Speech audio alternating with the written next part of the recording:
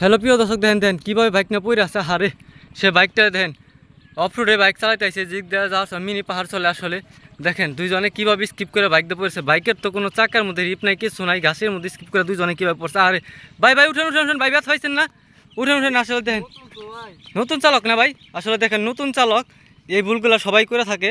Bike নিয়ে আসার সময় হুট হাট করে আবার স্পিড থাকে, যার কারণে আসলে বাইকটা নিয়ে পড়ে যায়, দুজনেই পড়ে গেছে দেখেন। তো ভাই বাইক নিয়ে সাবধানে চালাবেন না। কবে বাইক কিনছেন ভাই? ও 1 মাস ধরে আসলে প্রিয় দর্শক দেখেন 1 মাস ধরে বাইক কিনছে, দুজনে ঘুরতে আইছে আর কি।